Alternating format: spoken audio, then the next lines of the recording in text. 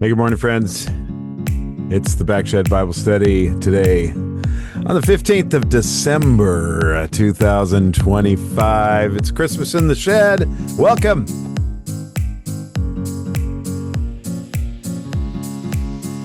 All right, dear friends, I am so glad to be here with you today. I am in my shed. It's a balmy 48 degrees in here, according to the old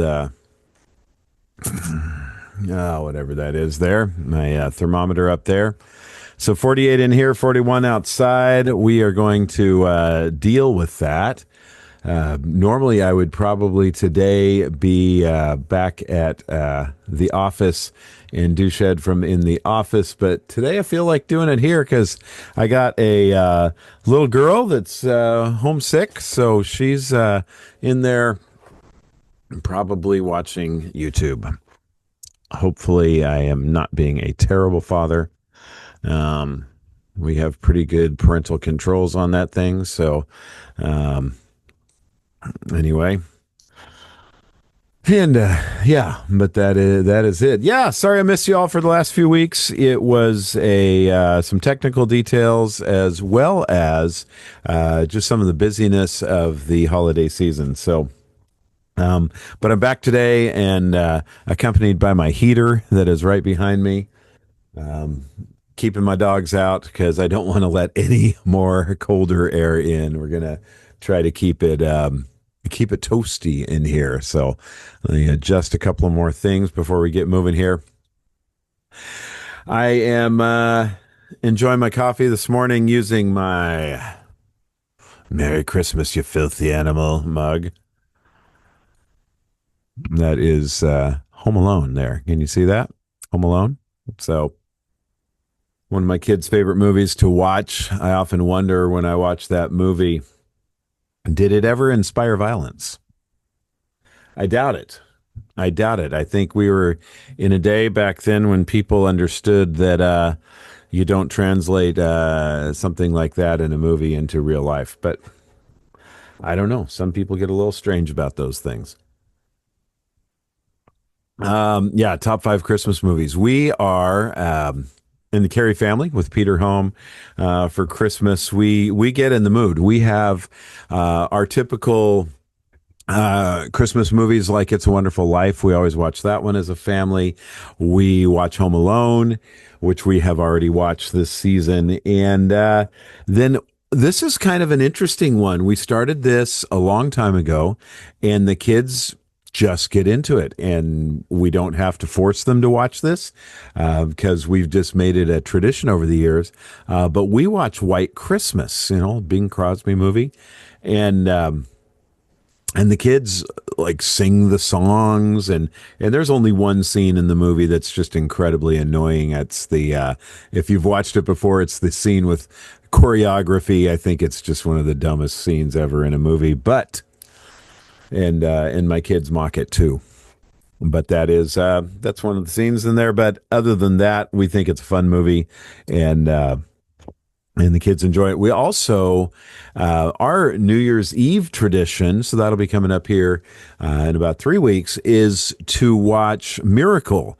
And so, right at about 2.5 hours out from New Year's, so what's that? 9:30, we start Miracle, and that's fun. Oh boy! And so, if you don't know about the movie Miracle, that is the story of the miracle on ice, which, if you were at church a couple weeks ago, Pastor Luke did a whole sermon and touched on the miracle. Actually, it was not yesterday, but the Sunday before. He told that story of the miracle on ice of the 1980 United States hockey team that beat the Soviet Union, and the great story from that. So we watch that movie every New Year's Eve. That one, interestingly enough, for all the violence in it of a hockey game, that movie is probably less popular with my kids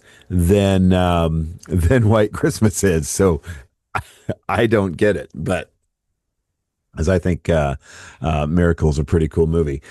Candace, you're saying Babes in Toyland, the one with Drew Barrymore and Keanu Reeves. Interesting. Nutcracker, I have to watch that too since I was, yeah, when you were three. I love the Nutcracker. I remember when I was a kid in elementary school, we went to see the Nutcracker Ballet. And at our local civic theater or whatever, and that was fantastic. And I'm thinking that's something that my kids are missing out on is not seeing the Nutcracker. So I'm thinking I got to do that too. Candace, thank you for your comments along the way. The rest of y'all need to make some comments and let us know favorite Christmas movies. That's what we're putting in here today, and so would love to hear what other people say. Alyssa is yeah. So Alyssa's here with us. Saying Home Alone. Just watched it with your boys. Yeah. Yeah, it's cold. We're looking forward to this. Did anyone see the weather changed yesterday? We saw sun for about 15 minutes yesterday afternoon, about 4 o'clock, and man, was that nice. Um, yeah, I got other issues. My son's on his way to the dentist. And he was not able to close the garage door because it's not working with the app that he normally uses to close the garage door. And so I have to go on with a different app and close that for him. Oh no, we don't have a clicker in his car, but I have a little app right there, and there we go. It's closing the garage door right now. But for some reason, it's not connecting to our home kit, which is what he tries to use. So there's that.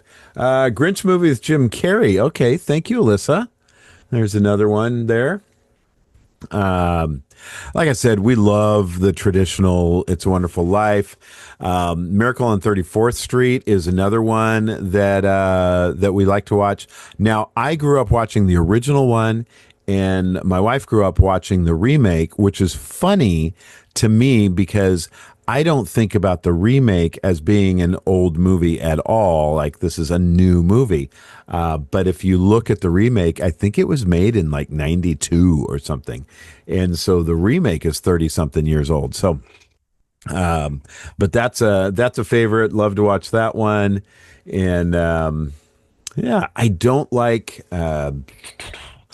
of all of the Christmas movies out there, Polar Express. That movie annoys me for some reason. So let us know. Put it in the comments. Let us know the Christmas movies that you enjoy, love to watch, the ones that drive you crazy. Today, I'm going to call Cliff's Christmas Musings. How about that? And I just came up with that on the spot today as we're talking about what we're doing.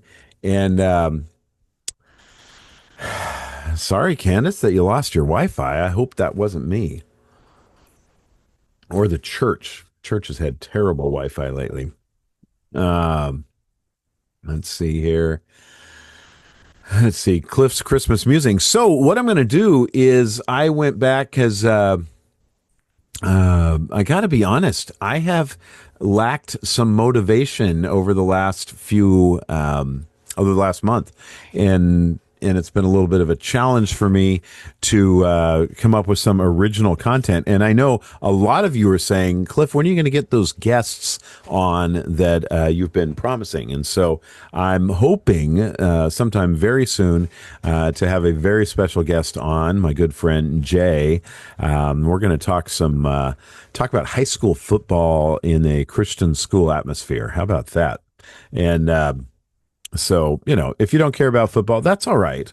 But Jay didn't either until he worked at a Christian high school. And then their Christian school went all the way to the state championship for their division, ended up losing, but has a pretty compelling story about that. So I'm hoping to have Jay on here in a few weeks. I still have some others that I have been working on for several months, but I haven't been working hard enough. So I'm hoping to get these guys on pretty soon. And I invited somebody else who never got back to me. So I got to do some follow up. I got to sit down and reach out to some of these people and get some of these guests going. But in the meantime, I've come back to, I call this Christmas musings. I thought it might be fun to go through a few Christmas oh goodness, some lore from the Christmas story and see how it fits up with scripture and history and what's documented in history versus what we put on our mantles. Okay. If you know it, we have April loves manger scenes. That is, we have several nativity scenes in our home. They are fantastic. And several of them are not accurate. So let's talk about that here for a second. And feel free to pipe in, ask questions, give comments. This is fun when we get to do this. Let's see. Oh, I was gonna see if I can make my lights rotate a little bit. Let's see if we can do something with the old lights here. I have an app. I have an app for that. I think it's this one. And let's see, there it is. All right, you ready? I believe I can make these move. Let's see, is this it? Nope, that's not it. There's my pattern. I should have this on a speed. Now, how do I make them move? Customize? Nope, that's not it. Pattern, no, that's that. Normal 10. Well, oh, let's try that. Hey, oh, that's incredibly annoying. Let's see here. What's this? Brightness. Play that.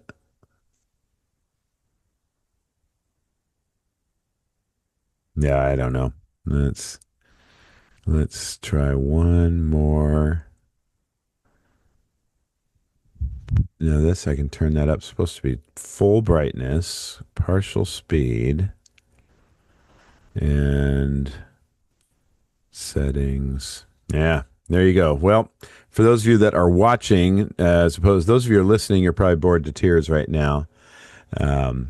But if you're watching, there you go. That's my Christmas lights. I think we're going to stop that because, again, it's kind of annoying. Okay. Well, now I can't get him to stop. Yeah, boy. Okay, now that I've got this going, I've got to say, please stop. And we're going to go. Oh, I know how to stop it. Here we go. Ready? That's not it.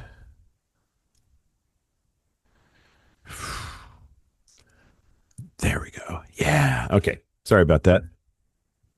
Okay. Christmas story. Let's read it. The angel of the Lord. This is Zechariah, birth of Jesus, 6 months of Elizabeth. I'm in Luke chapter 1 here. And in those days, Caesar Augustus issued a decree that a census should be taken of the entire Roman world. This is Luke chapter 2. And this was the first census that took place while Quirinius was governor of Syria. And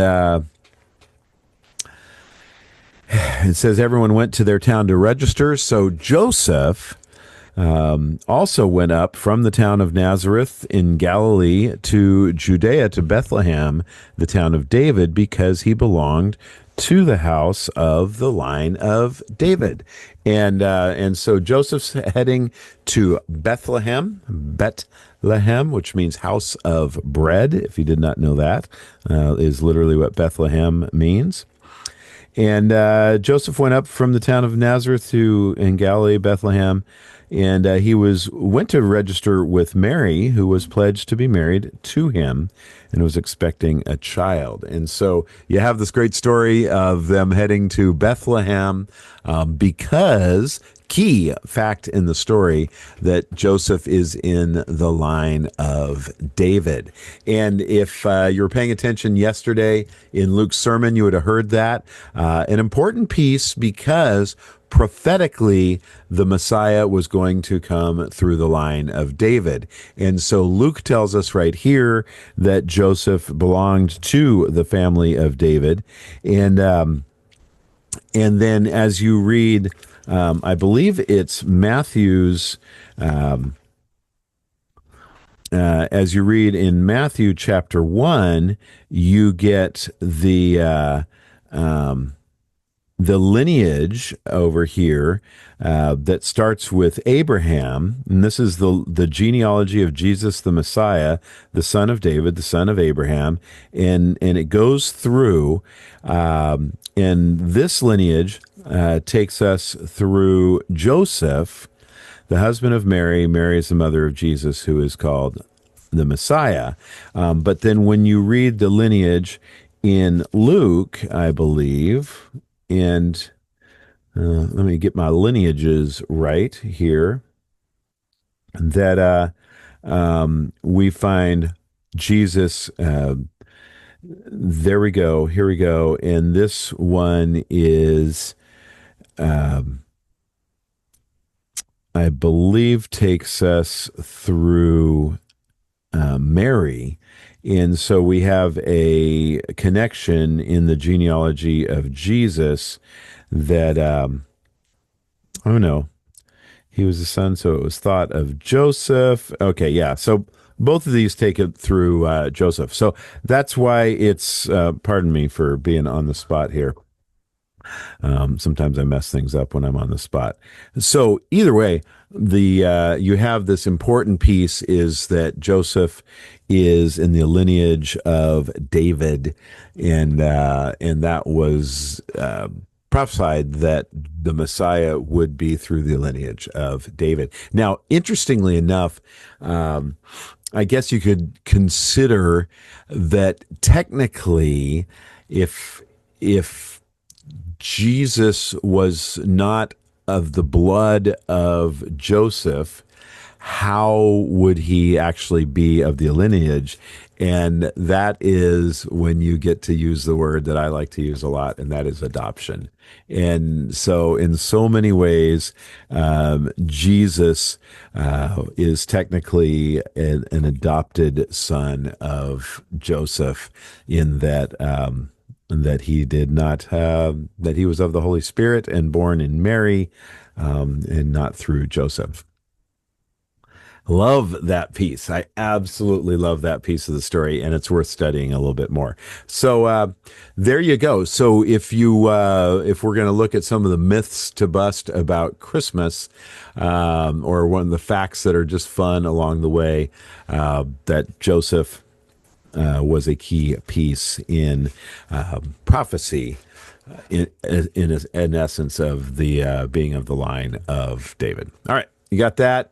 And as I stumble through that, let's go to the next one. Did Mary ride on a donkey? This is a question we have, because if you, we have a countdown candle thing that kind of does the Advent, so to speak, and it's, you have a candle. We have a candle for every day leading up to Christmas, and we have this little figurine, wooden figurine of Mary riding on a donkey. Right? We've always seen this, and so I always wondered, did she ride on a donkey? Because it says Joseph went up to Bethlehem. Right? He went to register with Mary, who's expecting a child, and I don't see anything about a donkey in here. So, did Mary ride on a donkey? According to Luke chapter 2, verses 4 and 5, this is all I see. Joseph went up from the town of Nazareth in Galilee to Judea, to Bethlehem, the town of David, because he belonged to the house of David. He went there with Mary, who was expected to be married with him and was expecting a child. We don't know. We just assume. What if she walked? It's one tough little girl right there. Okay. Maybe she walked. Maybe the donkey carried their stuff. I don't know. So is that one debunked? We don't have an answer. So did Mary ride on a donkey? We don't know. Did Mary arrive in Bethlehem the night she gave birth? There's a question. Oh, this is good. Look at that. Is there a little drummer boy there? Ah, way to go, Alyssa. Well, let's get to that one next. So the next question I had is, did Mary arrive in Bethlehem the night she gave birth? Um, let's look at Luke chapter 2, verses 6 and 7. All right. So just the next couple verses. While they were there, the time came for the baby to be born. And she gave birth to her firstborn, a son. She wrapped him in clothes, placed him in cloths, placed him in a manger because there was no guest room available for him. We'll get back to that in a second. But did the baby come? Did Jesus come the night they arrived? Because I think every Christmas story we see, they are like making their way. They talk to the innkeeper. The innkeeper's like, sorry, no room in the inn. Everyone curses the innkeeper, and off they go. They find this stable. They find a manger. Jesus is born, right? And the stars, shepherds, all that. The best answer we can say from this is, look at those words in verse 6 at the very beginning where it says, while they were there, the time came for the baby to be born. And so the voice of this is saying they were already there. They had been hanging out, doing their census thing. And then it was time, because she was pretty well along in her pregnancy, time for the baby to be born. So, debunked. Mary did not give birth to Jesus that night. In fact, he came a little ways later. Did Joseph and Mary talk to any innkeepers? This is a fascinating one to me. And I am going to pull up some pictures from a trip I took to Israel, because I think it's important to understand exactly what was going on when they were there, the context of where they were and what the inn was. We all hear the word inn and we think immediately of hotel, right? Motel, probably, because it's Jerusalem, the Jerusalem Motel. And I think back to way back when, in those times when we did Bethlehem Village. Remember that at sunrise?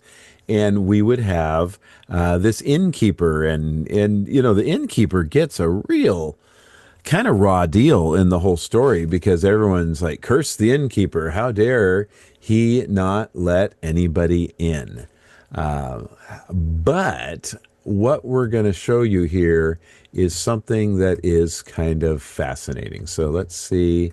I'm going to get a picture here a second of what would have been kind of a typical house that people lived in of those days. So here's what it says, and the passage, or the verse we're looking at in verse 7, it says, and she gave birth to her firstborn, a son. She wrapped him in cloths and placed him in a manger because there was no guest room available for him. Notice that the NIV changes that word to guest room and doesn't use the word inn. And so I'm going to do a little comparison in the ESV here for a second, which normally is the version of the Bible I like, just because of literally word by word. But let's see what words ESV and some of the other translations use. And actually, I have a way better website I like to use to do that, is Bible. I'll come back to it. All right. But let's look at that ESV for a second. And it says there was no place for them in the inn. And then it has a little note on it, and it says, or guest room. Okay, so King James has said in, and versions of the Bible up to a lot have said in, but I think ESV and NIV accurately say guest room. Why? Because a guest room would have been a normal place for people to stay in someone's home. Okay. Now, I'm going back to see if we have any other messages. Okay, no other messages. So I'm going to do a little screen share with you here, and I want you to see what the guest room looked like. All right. Here is. All right. Can you see that? Okay, this is on my Israel tour that I did back in 2016, and they took us into a place and showed us this would have been a typical home around that time period. And notice that we're all just kind of crammed in there, high ceiling up there. But then, yes, there was, how you get light. And this was, if you look down, kind of on the right side, you can see that little candle there. That's what that was. And then, but then notice there is this ladder that was in the room where we were. That's a way better picture of it. And the ladder went up into this other room, and that would have been the guest room. Okay. And that was inside the guest room, I believe. Yeah, you climbed up that ladder, you get into the smaller room, and someone would have slept in there. And then from that guest room, it kind of went out onto the roof. And this was a reproduction of what they believed it would have looked like. Okay, so there you go. So let's see, and that would have been this was always fascinating to me, as this would have been the ceiling in a, that Jesus's buddies dug through to get down to see Jesus, to get their friend to Jesus. That's another great story for another day. So the answer to the question is, first off, there probably was the technical word innkeeper probably probably didn't exist. It probably was somebody that would have been hosting them because they were distantly related. But all the people in Bethlehem that would have had these guest rooms, those guest rooms would have been full because of the census. So doubtful that there was an angry innkeeper that was saying, stay away, stay away. They probably just, every place was packed. The town was packed, but people would have been staying in each other's homes. There probably was not a Bethlehem hotel. I see my friend Jay watching along. Jay, I really want to bring you on and talk football. So let me know if you want to jump on. We can talk football, but that's, I'll text you the Zoom invite, and you can just jump on live. But if not, you're probably at work doing important things. So yeah, that was that debunked. No innkeepers. Next one is, who were the wise men? Matthew chapter 2. And this is just a little thing I put together a few years ago to just talk about Christmas legends and myths versus what was actually happening at the time. Let's see here. Let me see. Donna says Joseph would have had relatives in town. It was his family. Yeah, exactly. That was kind of my point. It was that's why they would have stayed in somebody's home, but there were so many people that were related out of the lineage of David that there just wasn't enough room in their homes. Let me see. They would have had a underground for animals, sometimes guests. Yeah, that makes sense. It's probably what you guys saw when you went there, isn't it, Donna? Okay, Jay, I'm going to send you a quick little invite, and we're going to see if we can bring you on. Let's see if I remember how to do all these things. I have not had someone on on here live in a while, and that is sad that I have not done that because I've got to. Oh, here we go. Copy, and then Jay, I'm just going to text that to you here really quick, and the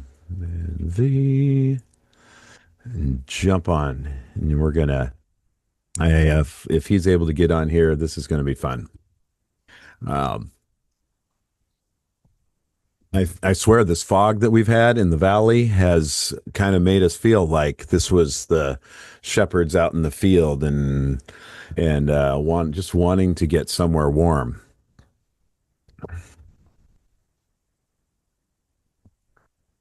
This is cool. All right, while Jay's jumping on here, let's see here.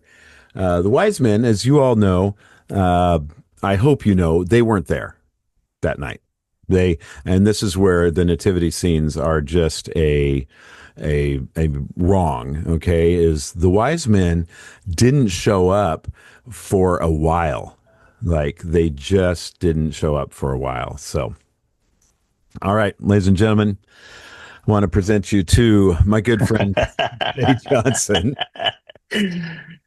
What's up, Cliff? Oh my goodness, this is awesome. Bro, Well, let me just say that I love what you're talking about right now, and I love how you're going through this. It's so important and so pumped. right, So, because I feel like as a kid I was lied to. oh, so many things we just not make up. Like there's just assumptions or cultural things. So important. Yep. So, great job walking through all this. That's fun. No, it's awesome. Thank you. I stumbled through a little bit of it, but that's good. But you're the one that took me to that. We were in that room together, Yeah, in that that was a picture. sweet trip to be on together. It was such a blessing. This So, is so you guys. This is Jay Johnson, and Jay has been on Backshed like years ago. yeah. It was literally like the day before you guys moved to Missouri. Hmm. So we can figure out what that was. Jay and I have known each other um, 35. probably 35 years. Yeah, Yeah. we were in each other's weddings, best men in each other's weddings. We worked together in ministry at Hume. Um, I remember, Jay, my first real memory of you was kidnapping you as a incoming freshman in high school Yeah. to welcome you into the high school group at our youth group in Bakersfield. Yeah. Such a cool night. Such a cool night and cool friendship. I mean, Yeah. it moved from discipleship, and you being the intern to just an incredible friendship and just the life that we've gotten to do together Yeah. is just the hugest gift from the Lord. Right. So I think through Jay and I got to while we were at Hume, probably kind of our crowning is accomplishment the right word? yeah, I think like that's a good way of saying it. It was yeah. We got to work together to as Hume was growing and the beds were full up at that we call at the lake. We were tasked with finding a place to do offsite camps, and they wanted to let's do beach camp, and so we got tasked with starting a new camp, and you can't exactly build a camp on the coast, right? Nope. Nope. Um, so Jay, where did we go? So we went to San Diego on the campus of Point Loma Nazarene University. I mean, we had shuttle buses loaded with shirts and rec supplies and Oh my opener goodness. Yep. costumes and props. I mean, trucks and trailers and the whole nine. But I mean, I don't remember a lot of that first year because it was such a I mean, we were jamming. I always say that. Yep. Like it's like I have a few memories of that first year. But then that turned into many, many Yeah. years of ministry in San Diego. And when kids would talk about, oh, I was at Hume and never have been at the lake, it started something really special that Hume Yeah. continues to do today, even though they're not doing San Diego anymore. But like multiple locations, also the gospel can go forward. And yeah, it was to get to do that with you and just see how God used you and the gift set that you have and just your care for people and attention to detail. And man, those were sweet, sweet days. I think the thing I love the most about it, and this will, I think, just kind of transition us into some of a few of the things we want to talk about here. But I, I loved that God put two people, each with unique gifts, together to make if like we neither of us could have done that thing on our own of starting Yeah. that camp, and he had gifted me uniquely, he gifted you uniquely, and the things that you were really good at I didn't want to do, and I And the know the things things I that was gifted. yeah, I did not want to do, you were doing. Yeah, it was just such a Yeah, sweet, like, partnership and like complementary of gifts of just getting to serve the Lord together and yeah. take the gospel. So, Oh man, I love it. Okay, so yeah, we'll get back to you guys. Let's just remind you the We Three Kings of Orient didn't show up for 2 years, I think, about in the Christmas story. So yeah. they, or maybe more, I don't know, but Were there three kings? Were there well, three? I It don't know. never says that there were The three. magic. Well, we have three gifts, There are three gifts. There are three right? gifts. So there's an Right. implication there from the gifts, Yeah. gold, But it frankincense, never and myrrh. says a number of the wise Oh men. If I could add gosh, to this. I got to go destroy our nativity scene. No, no, it doesn't say. We assume, we think. I mean, there's three gifts, so, you know, I could was have been talking one. to our the guy that is our choir director. Hmm. His name's Aaron. He's actually from Bakersfield, which is kind of fun. Uh, and young guy, actually. I say young, like he's not in his 50s or 60s. I don't even think he's in his 40s. But uh, anyway, he talked about one of the things he loves to do at Christmas, and so this is kind of related to the Magi, is um, was frankincense. Okay, and so this Aaron is a very like, oh, how do I describe this guy? My audience knows, they all know who Aaron is, so they can get it. But extremely talented, very musically driven, but also sensory. Okay, and that's the thing is he loved to like, let's have some frankincense around and create a smell that is associated with part of Christmas. Mm. And so we were talking about the sensory piece of of the gifts, of one of the three gifts, and how he uses that to focus on a piece of Christmas in the Christmas story. So Wow, there that's we go. cool. Yeah, Frankincense. yeah. You had a uncle named Frank, didn't you? My grandfather, Your grandfather my Frank. grandfather Frank, sell a seasoning that like his nephews named Uncle Frank seasoning, and so we sell that to raise money for camp for our kids. And but it's a Oh, 70-year-old recipe that we've been using, and yeah, Jay, if you're shameless plug. Shameless plug. shameless plug, if you want to support kids going to camp, go to unclefranksseasoning.com I love this. and you You guys are can. going to think we meant to do this. No, This I was, know that you threw the softball there. I I'm did. gonna hit it. This is what you and I were so good at times. I Yeah. love it. So yeah, my grandfather, he was a restaurateur and amazing barbecuer, and yeah, just family. 70 years of seasoning, and so we sell it to So raise money it's for our like kids. legit, you guys. Okay, so I just want all y'all that are paying attention today. Like this seasoning, we put it on our burgers. Oh, it's so You good put, on burgers. yeah, put it on steak, whatever. Like it's so good, and you guys have turned it into a little side hustle, which I love. Yeah, yeah, yeah, and all that just goes to send the kids to camp. So Yeah, it's fun. But let's talk about football. Are we going to talk football. about football? Okay, so this is really cool. We we have been up here. Everyone's all fired up about the Folsom High Bulldogs, Rider Lions, and who got injured in the semifinals. Mm, And he's like a big deal around here. He's already been mm. signed at to go to BYU. I found out his dad is my kid's orthodontist. Oh, Random.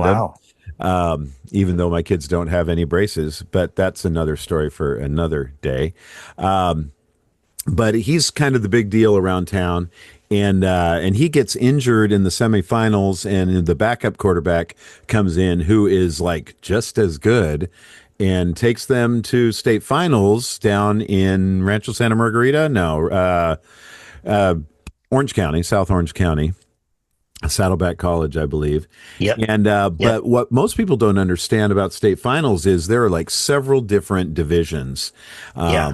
And so Folsom, which is they're crazy good, they're in like the second down from the very top. And but just a couple more down from there, you guys, Bakersfield Christian High School, are hanging Yeah. out. Yeah. And 2AA. Yep. oh yeah, so we were Folsom's 1AA, and I think you guys are 2AA. So the next division right down. Yep.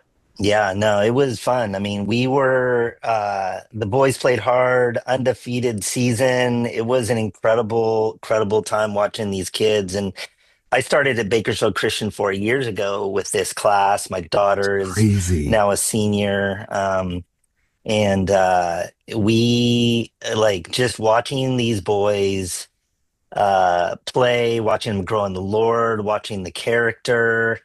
We lost the game Hmm. Like down at Saddleback on you lost with a Friday. field goal, right? It was multiple plays. I hate to Okay. put that on our kicker because he kicked us into that game, like he was Hmm. incredible. He's an incredible kid, awesome family. Cohen Peters is his name. Just incredible. But like, you've got boys that, I brought into this office 4 years ago to meet as freshmen playing out on that field, boys that were in here when we went through life with one of the families and their sister passed away, like all these Yeah. things. And my job is just to point them to Jesus, but our football team and the discipleship that happens led by Darren Carr. Some of you might remember a name, Derek Carr. So there's three Carr brothers, Derek, David, and Darren. It's And down. Is Darren Darren's the our head. youngest? Yeah. Okay. So, but David is our offensive coordinator, coach, and Derek was actually on the sideline. So we play St. Mary's from Stockton. Just a really good team. I mean, Hmm. they Yeah. they played well. Um, and so to beat a team with three cars on, two of which played professionally, Right. is huge. And so props to them. But to watch our boys play with character and grit, Mm. it's just such a thankful group of young men. And to watch them over the 4 years and to watch them just play with humility and thankfulness and godliness. I mean, Mm. these guys were praying for each other all year. And on that game, um, just watching the sidelines. Quick story: Josh Smith's nephew Jeremiah prayed at the end once the game was over Was for this the Jamie's boys. kid? Yeah, Jamie's Oh, that's son, awesome. Jeremiah Smith, he prayed at the end, and I wasn't down there with him, but Matt Gwynn, our president, who just is incredible. I mean, just his heart for the Lord, said it was one of the best prayers he's ever heard. Um, at a football game led by students. And so they always pray at the end, but man, what Darren does and the discipleship that happens at Mm. our school for these boys and seeing the life change. Michael Smith, number 12, catches this amazing catch, like kind of like below his waist with two defenders around him. He accepted Christ a while back, and to watch him pursue the Lord. We have this Wednesday morning discipleship group, and he'll show up. He comes because he's pursuing the Lord. None of these boys are perfect by any means, Well, but yeah, they well, really are. They walk the walk, they talk the talk, they play. I mean, just for each other and for the Lord. And it was cool to be there well, and here's watch that what game. Jay. This is what I think is remarkable about this. Because when you have a Christian high school like Bakersfield Christian and up here, my son went to Capital Christian and then which became Destiny, which these schools are trying to walk this really weird balance of doing a Christian education, which with a goal of discipling your students and really like having people be even before discipleship is there's this goal of bringing them that they meet the Lord and then they get discipled, but then you also have this sports element, right? Yeah. And I feel like those two fight against each other all the time. I mean, it did at Destiny, it did at Capital. When as Peter was going there, you always just like look at all the recruiting going on. All they want to do is win this, win the division, whatever. Yeah. Yeah. And like, how do you guys do that? And like, let's just take it another step. Is it's not that it's just a Christian school; it's a private school, and so you're going to have people that maybe the more affluent part of your local society that are like, this is the exclusive school that I'm going to send my Yeah. children to. And and I feel like for someone in leadership in a school like that, like how do you guys balance all that? Yeah. I'm not gonna lie, we love to win. Everybody loves to win, right? Like that's Right. just part of humanity. And We like beating all the other churches in town. exactly. It's just part of who we are. I don't know what we beat them And at. um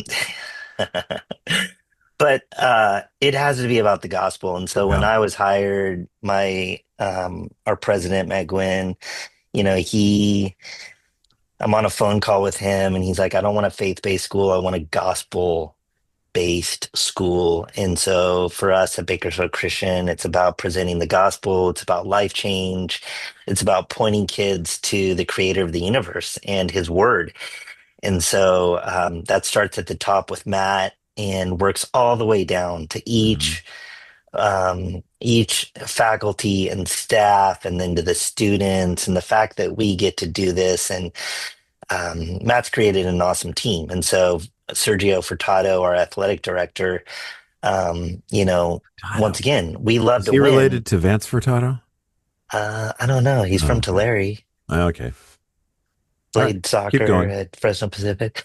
Anyway, it's so, these guys love the Lord and they love seeing um, kids grow. Sergio, we were looking for a place. It's a 6:30 a.m.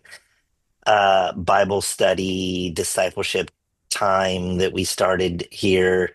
My buddy Henry Schaefer um, leads it and started with a few kids. We have about 150 every Wednesday morning from multiple high schools in town. So it's not just our kids Oh, that's looking sweet. for a place to practice or looking for a place to meet because it's cold and Yeah. the boys were meeting outside. So you're just like, I'm canceling practice Thursday mornings. Nobody can use the gym. The basket. Like people are like, oh, what? But for Sergio, it's about providing the space and the opportunity for kids to grow in the Lord. The reality is, um, when these kids are 30, they don't need a championship ring. They need Jesus. Yep. And so, whatever, Yep. a championship is awesome. Right. Winning games is phenomenal, but winning souls for Christ is the priority. And that goes from Matt down to our entire leadership team and faculty. Man, of the hearts of our team here are incredible because they love Jesus and they love pointing kids to Jesus. And Yeah. so yeah, I mean, I could tell you story after story of how, like, exactly what Sergio made that decision, Matt's made that decision. Like, they just keep making all these decisions that, clear the path, like just removing roadblocks, Yep. just pushing forward so we can point kids to Jesus and walk through the good and the hard.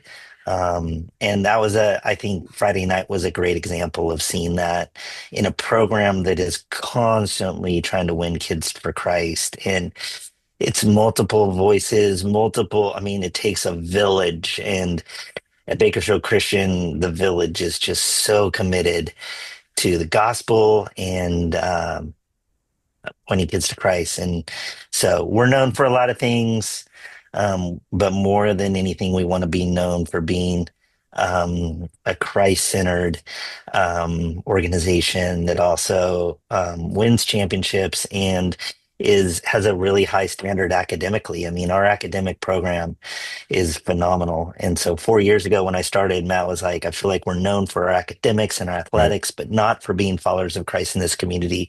And that has to change. And so that's what we've been working towards.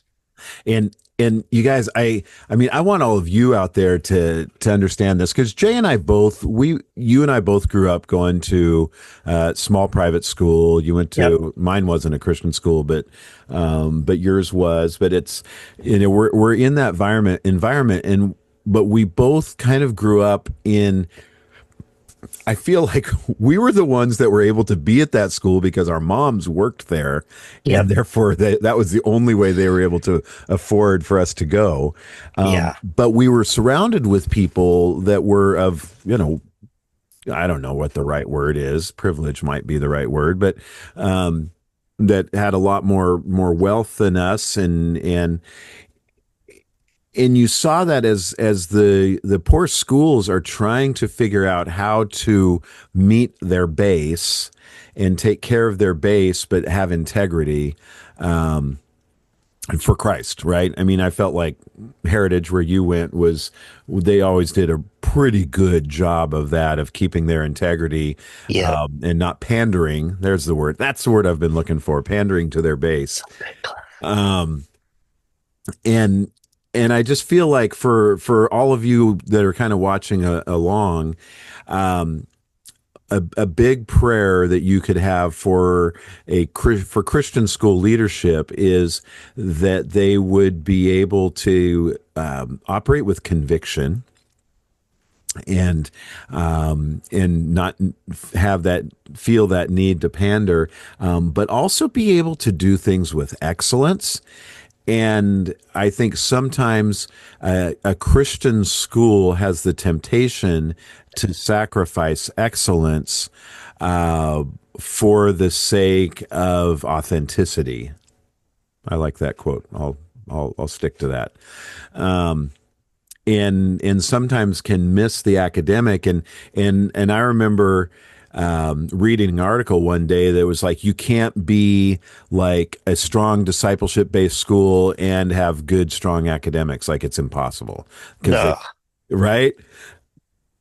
And Yeah. it, That's where I'm at. I mean, the level of academics here and what these kids are like and the kids are phenomenal. They're just pushing themselves so hard. And we've got the gamut of kids. We right. have every kid, every demographic. One of our commissioners of community service shared last Thursday at chapel when we take our whole school off campus um, Big to serve get day, into the right? community serve day, and she Yeah. was sharing about how last year it impacted her because when her and her mom were homeless, she it really made an impact on her years later as she's serving back and giving back to Oh my people gosh. that are homeless now. And so that's the reality of being a Christian school. There's people, and let me just say this really quickly. There's people that want every kid in this town to hear the gospel. And so they'll make sure girls like Lexi are here and so many of these kids that are on our football team that are incredibly talented. And it's hard for them. Like it's a very different world that they Yeah. come from. And so a lot of them, we spend time talking about that, trying to navigate it. Once again, the entire team that it takes to get some of those kids just walking life with them is good. But back to the original point, like academically, we're seeing kids. I talk to some of these kids. They're geniuses, Clint, way Right. smarter than I am. Even when I look at my daughter, who's got a 4.6 weighted GPA, she was just out of GCU. They're like, "Yep, you get the highest level of this and this scholarship." And she is at Westmont, they're like, "Would you apply for the Augustinian program?" I mean, Tanner is incredible. I love And it. it's just fun to see, but to be on this campus with Tanner and to see the growth of her and now my son Jet and um man, and to see the teachers that are pouring into them, getting them to that spot, building confidence and walking academically with them. Because there's a lot of hard days around the kitchen Yeah. table in my house trying to get Jet to focus and Tanner encouraged and um like but at the end of the day the school and what they're doing and the level of commitment to the Lord and to getting them through their class and pushing them is just incredible. So I yeah. I love hearing this, and because it's like Tanner and Peter grew up together young. I was trying to find a very special picture of the two of them. Hey, this is oh my gosh, this is awesome. All right, I'm gonna throw this one up here. It's not the one I was looking for, but it's still kind of fun. So let's go with that. I And think I know the one you were looking for. yeah, you do know the one I was looking for, but this is Tanner obviously on Yeah, the right and Peter on the left, yeah, starting their addiction to devices early in life. Um, but the so the rad. the picture that we're talking about, which if for some crazy reason God were to somehow ever lead them to each other, we've got a picture of them kissing when they were like Yeah, ridiculously young. yeah, No, fun at a wedding. at a Yeah, wedding. They were in a wedding they were together, wedding and and wedding together. and So neither understood that what they were going to do would end up like being held against them someday. So. yeah, so fun, so fun But yeah, those are our kids that have been in each other's lives forever, forever. and it's just fun to see how Tanner is like thriving, really Yeah, thriving. yeah, and Peter too. It was fun. He dropped by the house on his way home from Emory Riddle last week and surprised Tanner, and that was just such a cool moment just to see him um, Yeah, mature and to hear how he talked and to hear what he's learning at school and how he gets to stand on that campus for Christ. And I'm just so proud of him yeah, and it's been you and April and how you raised him and what you brought him through. Because, yeah, it's it's not fun, easy being a parent, but it's a lot of right? fun. Oh my Yeah. gosh. Yeah. Well, I really do believe that phrase. It takes a village, and Yeah. God's put a lot of people around, and you guys at Bakersfield Christian High School are there are a whole bunch of parents, I guarantee it, out there who are crediting you with being a huge part of their kids' spiritual development and growth. Jay, I have one final question. I'm going to close this because I never go this long, which is awesome. Do you like football?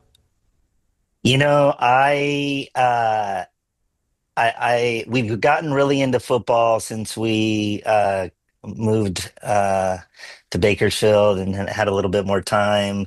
I when I 4 years ago when I walked on this campus, I was terrified of football players because in junior high, I went over to Highland, where we both are alumni of, and this football player kind of made my life pretty miserable. Same here. That day ended in Was his name tears. Bobby? I think it was Jeff. Oh goodness.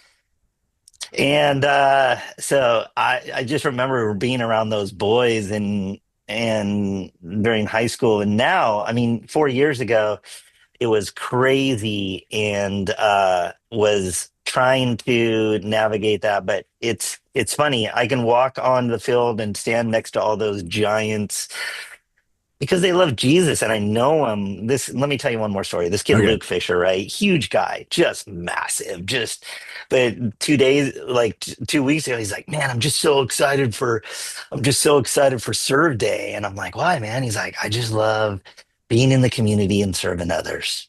And I was like, dang, bro, that's rad.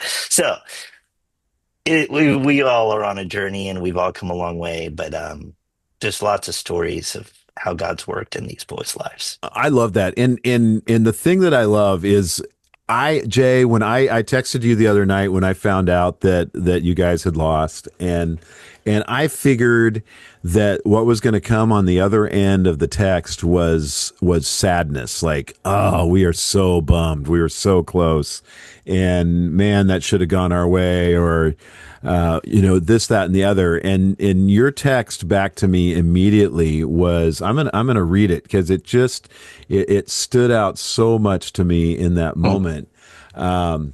But you're like, it was such a cool atmosphere.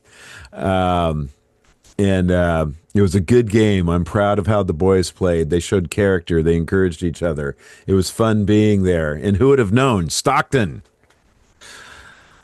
And but this is kind of the cool thing. Like somebody asked me one time, like, does God care who wins a football game? And does how a team prays ahead of time affect whether they're going to win or not? And I heard this answer on ESPN last year. It was about college football and Hmm. some of these teams in college football where a lot of the guys have just really like repented, gotten baptized, come to the Lord, Yeah. and gotten on fire. And these teams are winning, and they're winning big. And someone asked in the discussion back and forth on ESPN, they said, does God care about a football game? And does God want a certain team to win? And I remember what the other guy said. He says, what you need to understand is these kids that are praying and coming to Christ, what's happening with them is they are a part of something bigger than themselves. Hmm. They're getting unity with their brothers, so to speak. Yeah. And because of that, they're playing better football as a team. Yep. And and it was like such a profound like aha moment where people try to simplify things so much to just go, well, these people that are praying before the game, that's not going to change whether their team's going to win. That's a bad prayer. And they're like, no, no, no, they're just humbling themselves. Yeah. Yeah. And Absolutely. We never pray for victory here. We pray that the boys would be safe. We pray that they would play with character. We pray that they would pray their hearts, or yeah, they would play their hearts out, like, and so yeah, I think you're right. It's about something bigger. It's about something that is so much more than who they are individually. But when they play as a team yeah, and for each other, um, there were so once again, I could go on and on. yeah. But I had a That's good. student walk in my office here. I need to get going. Me too. And appreciate the little bit of time, Cliff. I love you. It's Love always you good to too, see brother. you. Thanks for And joining me. yeah, for all of you that follow the back shed, you got a gem here, and love this man and the life he lives, and how he gets to point people to Jesus. So thanks, buddy. Love you. Thanks, Jay. Have a great day, Yep. brother. Yeah, you too. Bye Okay, bye. love you. And that, friends, is my friend Jay Johnson. Fun time and uh, always a blast. So we could go on and on a lot more. But anyway, we're going to wrap things up. I think that's a great place to stop. We'll talk talk more down the road, and hopefully you'll get to have Jay back here again sometime. But let's pray together as we close things off. Father, thank you for a good morning. Thank you for my friend Jay and getting to talk a little bit of football, but really what's more important is discipleship and how you're working in people's lives. Thanks for my friends watching today, and would you bless them and guide them this week? In Jesus' name, amen. All right, thanks for joining me. Thanks for hanging around so long. I look forward to seeing you next week back here in the shed. Bye-bye.